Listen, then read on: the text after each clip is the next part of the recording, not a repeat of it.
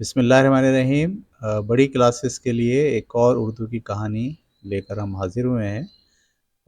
9ویں اور 10ویں جماعت کے لیے جو کہانیاں ہوں گی وہ بہت اردو ادب پر مشتمل ہوں گی۔ اس میں خیال بہت گہرا ہوگا، عام طور پر افسانے ہوں گے یا بہت بڑے مصنفین جیسے کرشن چندر ہیں، جیسے اور دیگر جو وسیم عباس ہیں، اور پاکستان کے اور بڑے، اور انڈیا اور پاکستان کے جو بڑے افسانہ نگار ہیں، ان کی افسانے اور ان کی کہانیاں اور ان کی تحریریں ہم آپ کو ان اسٹوریز میں پڑھائیں گے۔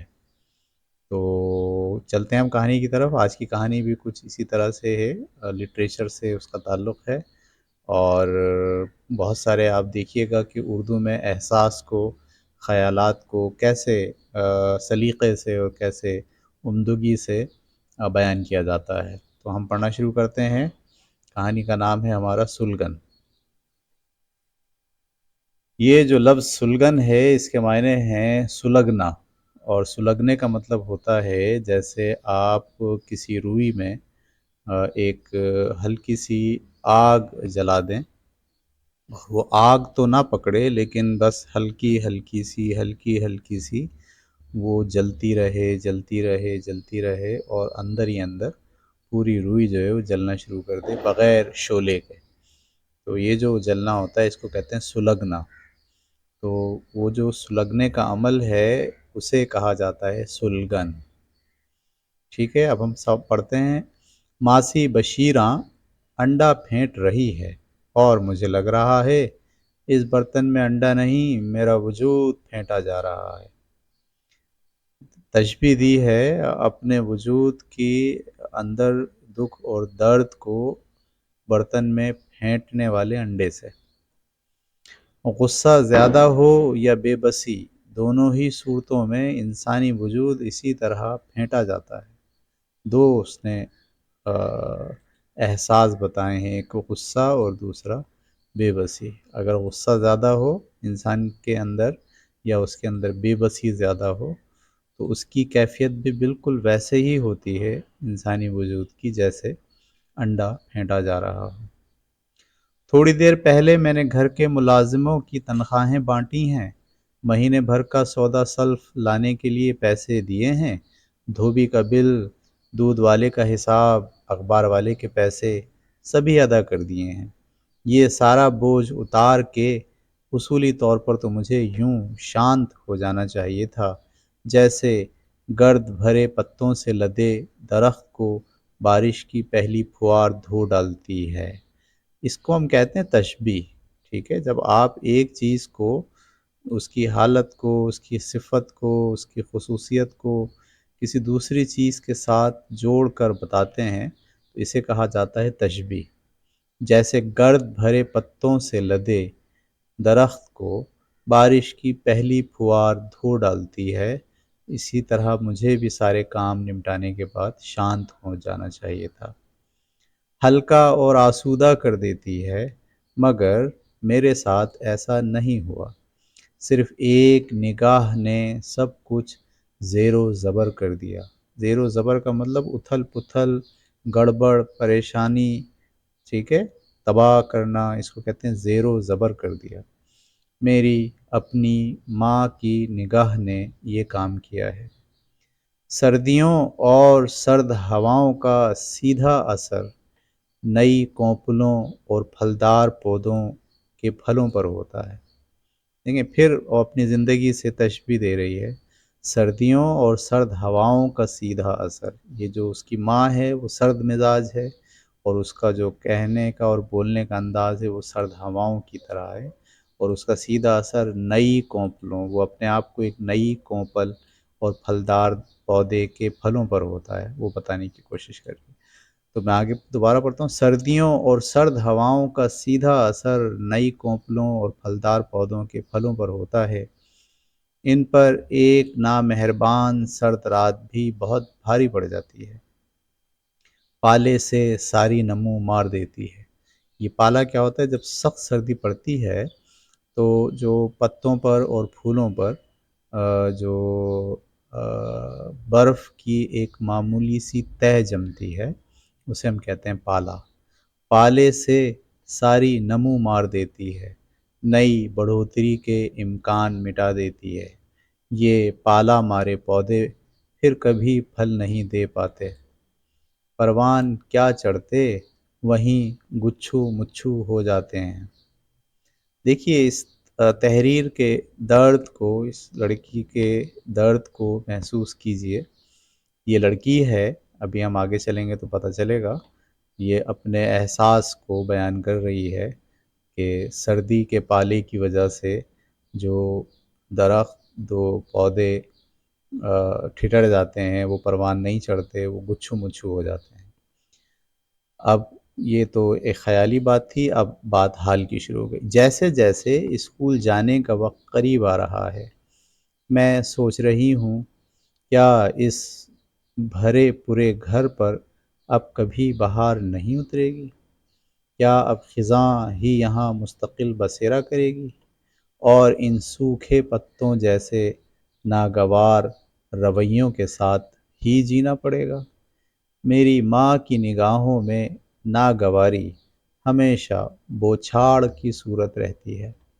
وہ اپنے انتخاب اور ہدف کو ڈھونڈتی اور بدلتی رہتی ہیں۔ یعنی ان کی ماں جو ہے وہ بہت زیادہ سخت مزاج ہیں، تلخ ہیں، یا تنقید کرنے والی ہیں، یا بدتمیز ہیں۔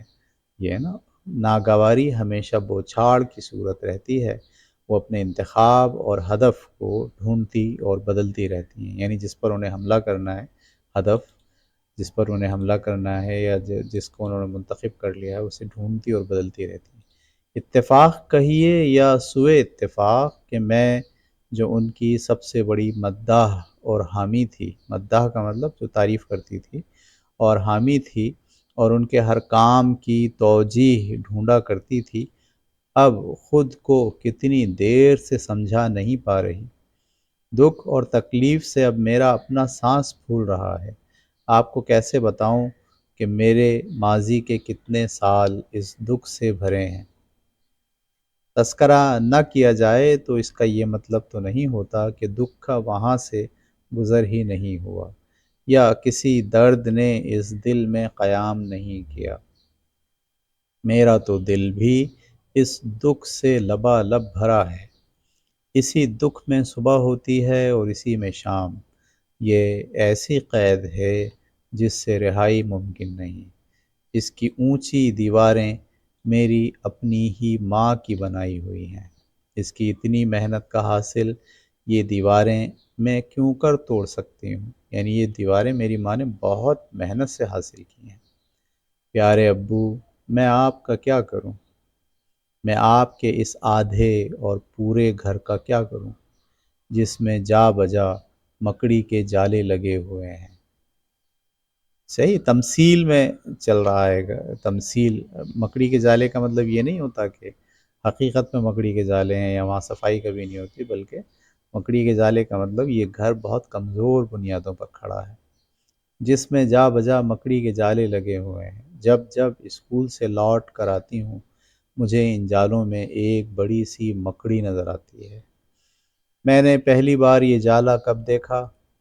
اب تو یاد بھی نہیں۔ ہاں، وہ دن ضرور یاد ہیں جب اپنے ابو کو ایک جالے کے پاس کھڑے روتے دیکھا تھا۔ میرا کتنا جی چاہا تھا کہ بھاگ کر ان سے لپٹ جاؤں، ان کے سینے میں چھپ جاؤں، ان کے دکھوں اور تکلیف کو چن لوں اور رونے نہ دوں۔ پھر یہ سوچ کر رونے دیا کہ سنا ہے رونے سے اندر کا غبار دھل جاتا ہے، دل کو تھوڑا سکون آ جاتا ہے۔ میں دھیرے دھیرے چلتی ان کے پیچھے جا کھڑی ہوئی تھی۔ ممکن ہے یہ بہانہ ہو، میرا خیال ہو، اور ابو کو دل سے پیار کرنے کی خواہش کبھی اتنی زور آور ہوئی ہی نہ ہو کہ اس پر عمل ہوتا۔ ابو کیا ہوا؟ میں نے بہت مان سے پوچھا تھا۔ انہوں نے میری طرف دیکھے بنا کہا، بچے کچھ بھی تو نہیں، بس پڑھتے پڑھتے اس کا خیال آ گیا۔ ان کے ہاتھ میں کتاب تھی، اس میں لکھا تھا، ان کی مثال مکڑی سی ہے، وہ بھی ایک طرح کا گھر بناتی ہے، اور کچھ شک نہیں کہ تمام گھروں میں مکڑی کا گھر ہی کمزور ہوتا ہے۔ یہ جس چیز کو خدا کے سوا پکارتے ہیں، خواہ وہ کچھ ہی ہو، خدا اسے جانتا ہے۔ سورہ عنکبوت کی یہ آیت تھی جس نے انہیں اندر اور باہر سے دھواں دھواں کر دیا تھا۔ بولے، وہ گھر جو میں نے تمہاری ماں کے لیے بنایا تھا، وہ بھی تو اس جالے کی طرح بودا اور کمزور ثابت ہوا۔ بودا کا مطلب خراب، ٹھیک ہے، بودا اور کمزور ثابت ہوا۔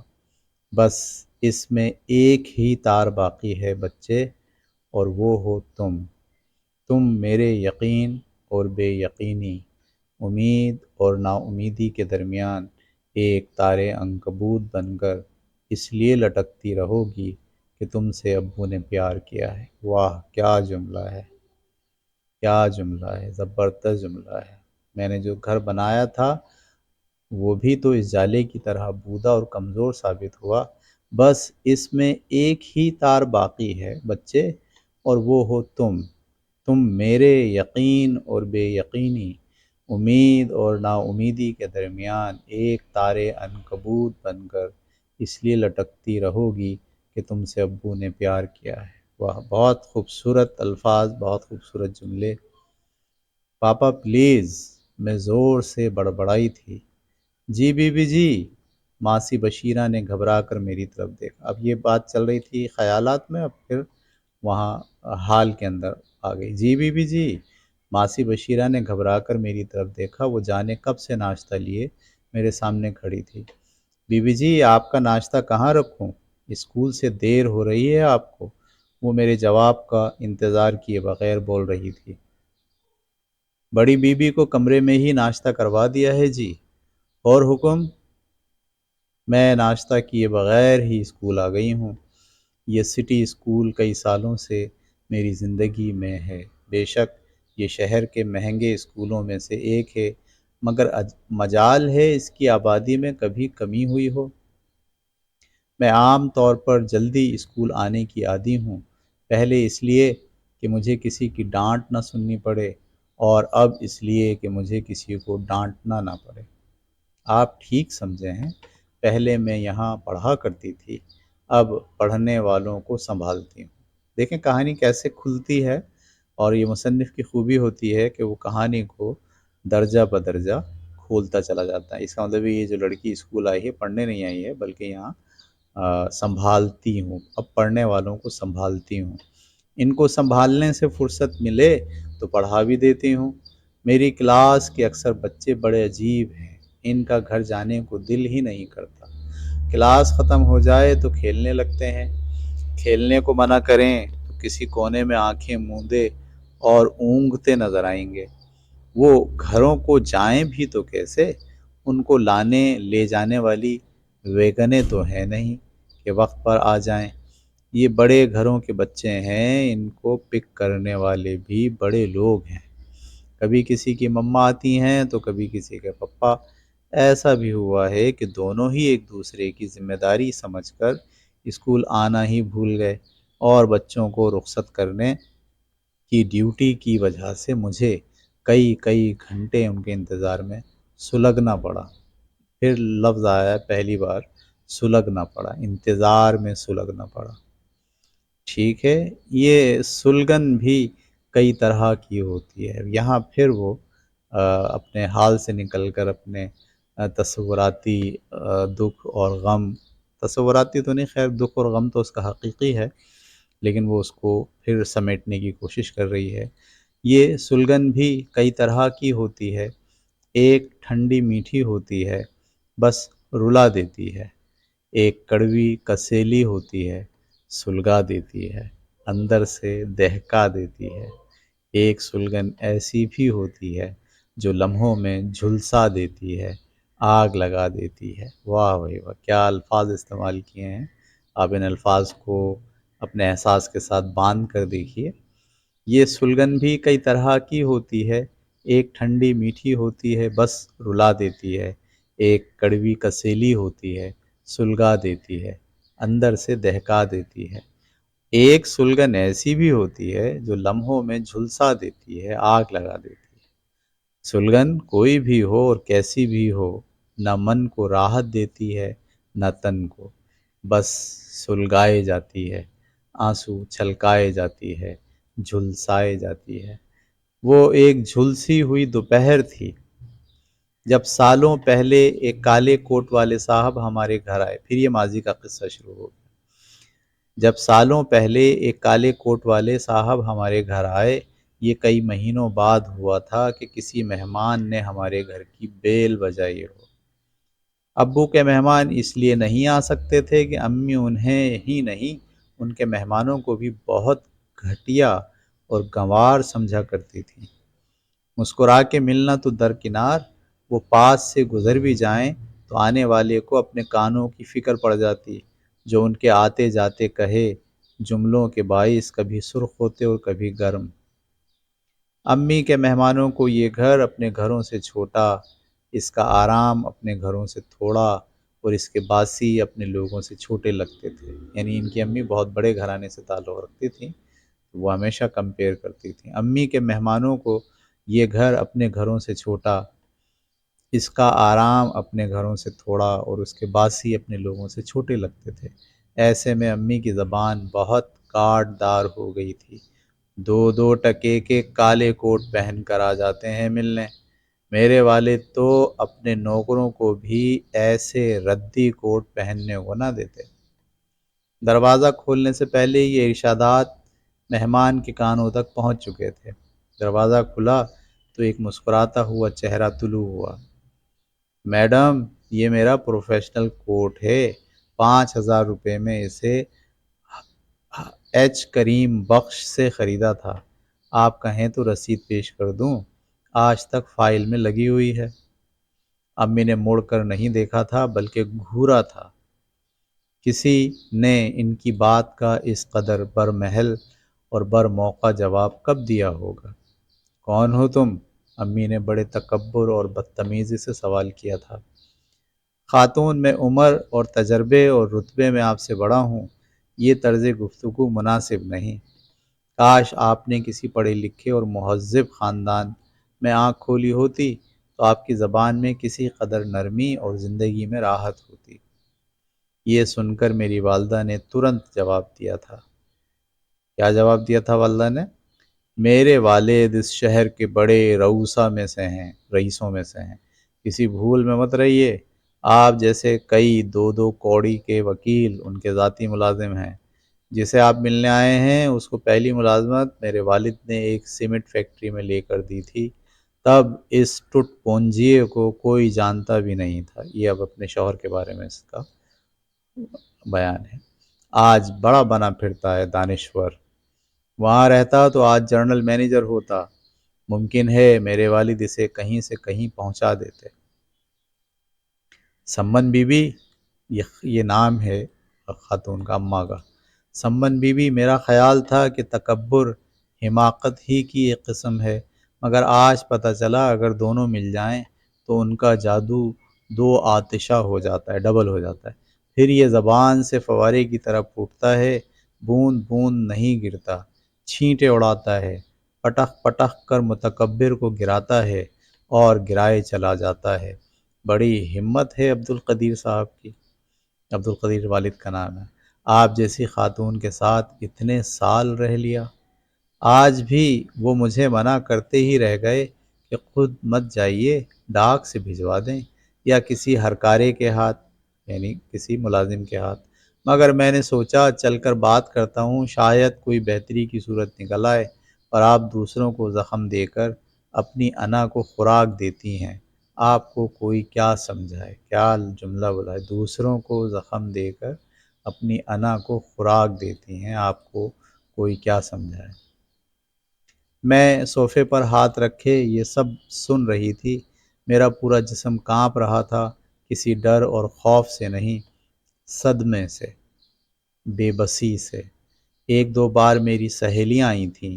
مما نے انہیں کھلانے پلانے اور حال احوال پوچھنے کے بجائے اپنا اور اپنے خاندان کی عمارت کا اس قدر تذکرہ کیا کہ میری دوستیں بے مزہ ہو کر اڑ گئیں پھر کبھی میرے گھر نہ آنے کے لیے۔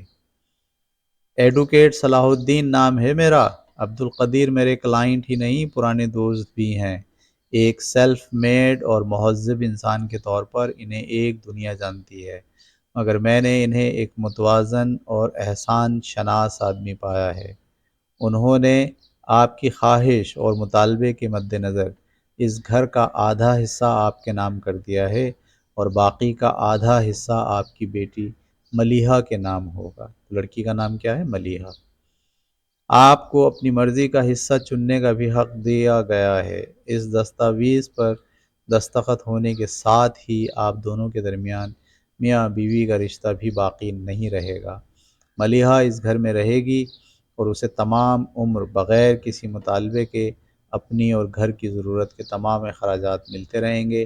آج سے گھر کی چابیاں اس کے حوالے ہوں گی۔ آئندہ سے نوکروں، ملازموں اور لین دین کے تمام معاملات کی مختار وہی ہوگی۔ اسی کی بات مانی جائے گی۔ اس کا مطلب یہ ہے کہ یہ گھر، یہ جو عبد القدیر صاحب ہیں، یہ کوئی غریب آدمی نہیں ہے بلکہ بہت امیر آدمی ہیں، لیکن اس کے باوجود ان کی بیوی جو ہے ان کے ساتھ بدتمیزی سے پیش آتی ہے۔ گڈ۔ اب میں نے جلدی سے سائن کر دیے تھے تو اس جاہل نے بالآخر گھر پر میرا حق مان ہی لیا۔ یہ میری زندگی کا نیا تجربہ ہوگا۔ وہ بڑبڑائی تھی۔ جی صلاح الدین ایڈوکیٹ زیر لب مسکرائے۔ خاتون، برا مت مانیے گا، آپ کو اس نئے تجربے میں لگے گا کہ خدا نے آپ دونوں کو اکٹھا کرنے کے تجربے کے اثرات اتنے بگڑے ہوئے دیکھے ہیں کہ اس نے تجربے کی بساط ہی لپیٹ دی ہے۔ کیا جملہ ہے! زبردست جملہ۔ خاتون، برا مت مانیے گا، آپ کو اس نئے تجربے میں لگے گا کہ خدا نے آپ دونوں کو اکٹھا کرنے کے تجربے کے اثرات اتنے بگڑے ہوئے دیکھے ہیں کہ اس نے تجربے کی بساط ہی لپیٹ دی ہے۔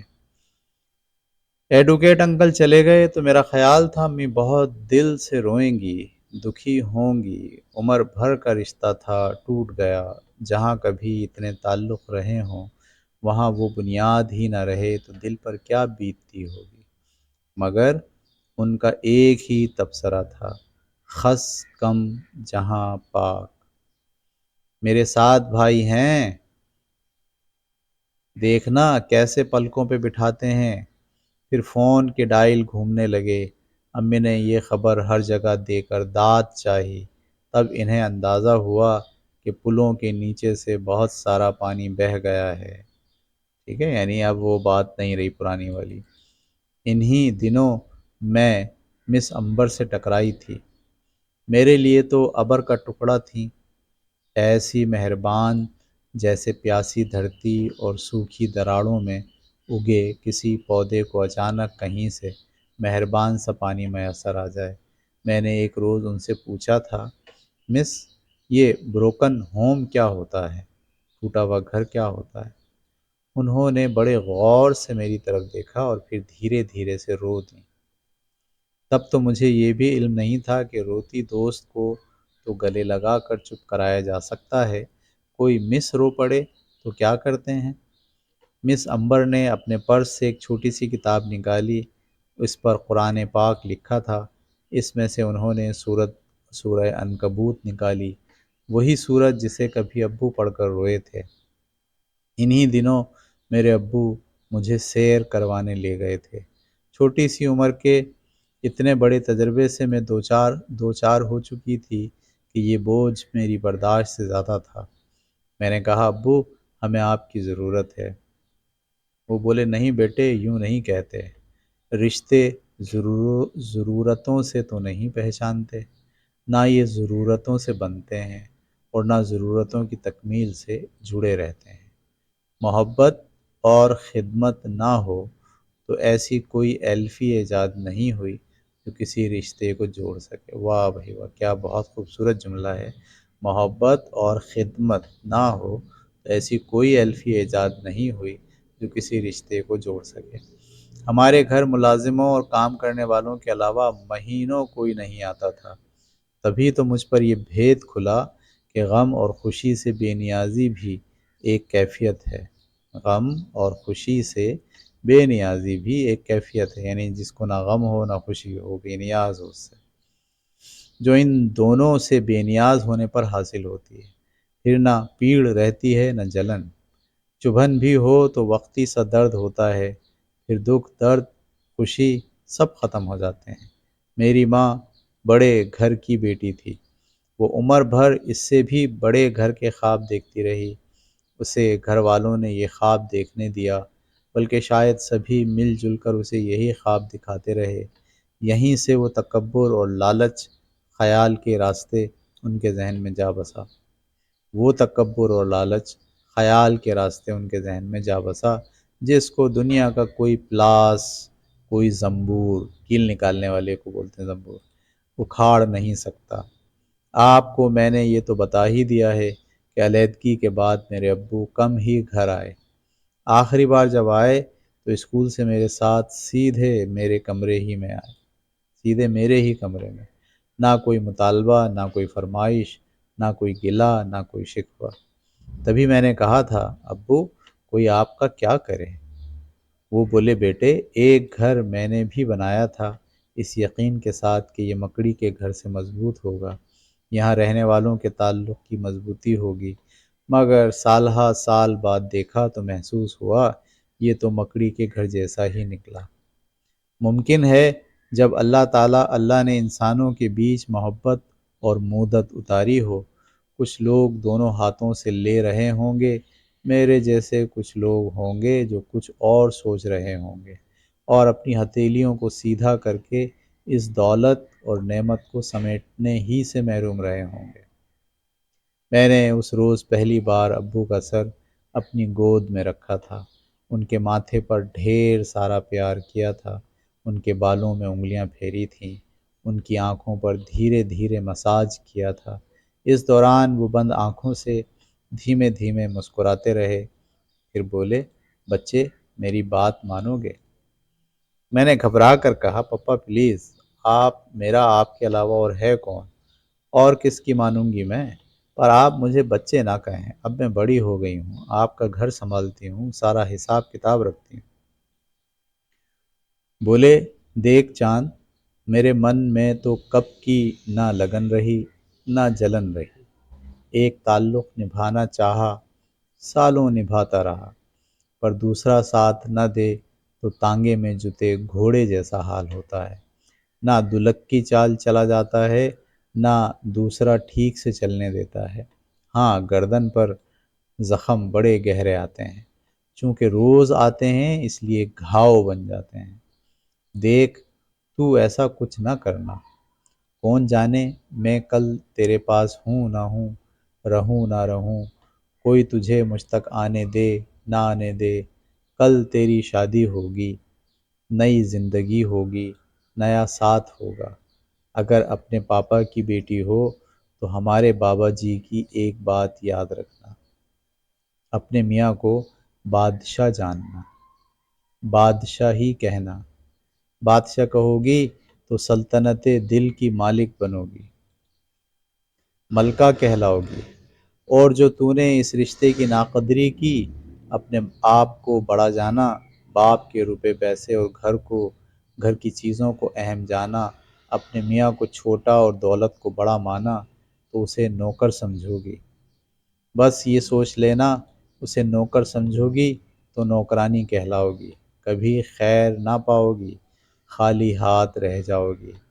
میرے مولا کو یہ سب بہت ناپسند ہے، وہ کہتا ہے، سمندر میں انگلی ڈبو کر نکالو تو جتنا پانی انگلی کی پور پر لگے وہ تمہاری کل دنیا ہے، اور یہ دے کر میرے خزانے میں کمی نہیں آتی، تو بھلا قطرہ بھر پانی پر کیا اترانا، اس پر کیا تکبر کرنا۔ میری قسمت دیکھیے کہ چھوٹی سی عمر میں اتنے بڑے سارے گھر کی آدھی مالکن بنی۔ ٹھیک ہے، یہ ایک دم وہاں سے نکل کے اب حال میں بات آ گئی۔ ابو کے سارے بینک اکاؤنٹس میں حصہ دار ٹھہری، دوسرا گھر جس میں وہ اکیلے رہا کرتے تھے وہ بھی میرے ہی نام تھا، اور سمن بی بی جی، ہاں میری ماں کہا کرتی ہے، بیٹی تو بہت قسمت والی ہے، تیرے پاس اتنی دولت جائیداد ہے، جو اس گھر میں آئے گا تیرا غلام کہلائے گا۔ میں انہیں کیا بتاؤں، کہ میری عمر کی لڑکیاں کہانیاں پڑھتی ہیں، ریڈیو سنتی ہیں، نئے گیتوں کی دھنوں کو گنگناتی ہیں، اور میں اکثر خالی وقت میں اس پل کو یاد کر کے روتی ہوں جب میرے پاپا میری گود میں سر رکھے سو رہے تھے۔ ان کی آنکھوں پر میرا ہاتھ گیا تو یوں لگا جیسے وہاں نمی ہو، وہ رو رہے ہوں۔ میں بے قرار ہو کر انہیں پیار کرنے کو جھکی تھی، اور عین اسی لمحے ان کا ہاتھ میرے ہاتھ سے چھوٹ کر یوں گرا جیسے کوئی چھت سے گرتا ہے، یعنی ان کا انتقال ہو گیا۔ میں تو چیخ بھی نہ سکی، کوئی دلاسا دینے والا نہ ہو، چپ کرانے والا نہ ہو، تو ساری چیخیں اندر ہی گھٹ کر رہ جاتی ہیں اور عمر بھر سلگاتی ہیں، یادیں بھی سلگاتی ہیں۔ یہ سلگن بھی کئی طرح کی ہوتی ہے، ایک ٹھنڈی میٹھی کہ بس رلا دیتی ہے، ایک کڑوی کسیلی جو سلگا دیتی ہے، اندر سے دہکا دیتی ہے، ایک سلگن ایسی بھی ہوتی ہے جو لمحوں میں جھلسا دیتی ہے، آگ لگا دیتی ہے۔ مجھ غریب پر تو یہ ساری ہی مہربان ہے، ساری ہی مہربان ہے، ہر طرح کی سلگن میرے پاس ہے، پل پل میرے ساتھ رہتی ہیں، مجھے رلاتی ہیں، آنسو چھلکاتی ہیں، اور اس عالم میں کہ انہیں پوچھنے والا بھی کوئی نہیں ہوتا آنسوؤں کو۔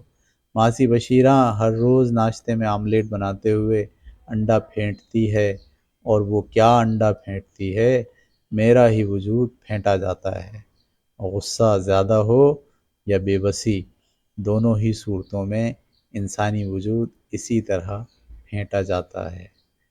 کیا بات ہے جناب، کیا خوبصورت تحریر، احساس سے بھرپور، اور ہر لفظ کے پیچھے مناسب الفاظ، تمثیل، تشبیہ، بہت ساری چیزیں اس کہانی کے اندر جو ہے وہ سمٹی ہوئی تھیں، اور ایک بروکن فیملی کا حال، ایک تکبر خاتون کی سرگزشت، ایک پیار کرنے والے والد کی محبت، یہ بہت ساری چیزیں اس میں بہت یہ انرچ جو ہے وہ کہانی تھی۔ اس میں بہت سرشاری ہے، اس میں دکھ کا بہت عمدہ بیان ہے، اس میں زندگی کی تلخ حقیقتوں کو بہت عمدہ طریقے سے لفظوں میں پرویا گیا ہے، بہت خوبصورت ہے۔ اور یہ میں مخاطب ہوں اساتذہ سے جو بھی اس کہانی کو پڑھائیں، تو جیسے کہ میں نے پہلے بھی آپ کو ہر کہانی میں یہ سمجھا رہا ہوں کہ پڑھانے کا صرف یہ نہیں ہے کہ اپنے الفاظ پڑھا دیے اور الفاظ سے کہانی ختم ہو گئی، بلکہ بچوں کو جو ہے کچھ سوالات کے ذریعے سے بچوں کے ذہن میں اس کہانی میں جو خیالات ہیں ان کو فوکس کرایا جائے، ان کو پختہ کرایا جائے۔ جب کہانی کوئی پڑھتا ہے روانی سے تو ایک بار کہانی سن کر وہ بڑی تیزی سے اس امیجینیشنز کے پروسیس سے اوپر سے گزرتا چلا جاتا ہے، لیکن آپ جب سوال پوچھتے ہیں کیا، کیوں، کیسے، کب، کہاں، کون، یہ لفظ آپ بھیجتے ہیں، ٹھیک ہے، کون ظالم تھا اس کہانی میں، ٹھیک ہے، عبدالقدیر صاحب کی کچھ صفات بیان کریں، ان کی کیا صفات تھیں، وہ کیسے شخص تھے، ٹھیک ہے۔ اس میں لفظ عنکبوت، سورہ عنکبوت کو ڈسکس کیا ہے، سورہ عنکبوت کیا ہے قرآن مجید میں سے نکال کے اس کی ترجمے کو پڑھایا جائے تاکہ بچے سورہ عنکبوت کو اور اس کہانی میں جو احساس ہے والد کا کہ وہ ایک ایسا گھر بنانا چاہتے تھے لیکن نہیں بنا پائے، وہ مکڑی کے جالے کی طرح گھر بن گیا، اس کو ریلیٹ کر پائیں سورہ عنکبوت کے ساتھ۔ اس کہانی میں بہت سی ڈسکشن ہے جو کی جا سکتی ہیں۔ تو ایک تو یہ ہوتا ہے کہ آپ لفظوں پر خیالات کو سوار کر کے کچھ چیزوں کو فوکس کراتے ہیں تاکہ بچہ جو ہے وہ، جو بچے اس کو پڑھ رہے ہیں وہ اس لفظوں میں رکیں تھوڑی دیر۔ جیسے لفظ سلگن ہے، سلگن کتنی طرح کی ہے، یہاں آپ کو رکنا پڑے گا، بچے سے پوچھیں گے کتنے ٹائپ کی سلگن ڈسکس کی ہے، بچے رک کر غور کریں گے سلگن کو، ٹھیک ہے۔ ایک میتھڈ یہ ہوتا ہے۔ دوسرا میتھڈ یہ ہے کہ آپ بیونڈ دا اسٹوری چھلانگ لگاتے ہیں، یعنی اسٹوری کی جو دائرہ ہے یا جو اس کی حدود ہیں اس کو پھلانگ کے باہر نکلتے ہیں. یعنی آپ اس کہانی میں پہلے کیا کچھ ہوتا رہا، ٹھیک ہے، اس کو امیج کی آنکھ سے دیکھتے ہیں، اور اس کہانی کے ختم ہونے کے بعد اس ملیحہ کا کیا ہوا اور اس کی زندگی کیسے گزری، اور اس کا جو شوہر آیا تو اس کے ساتھ اس کے تعلقات کیسے رہے. یہ اس کو ہم کہتے ہیں کہ کہانی کے اس پار بھی آپ دیکھ پا رہے ہیں اور کہانی کے اس پار بھی آپ دیکھ پا رہے ہیں.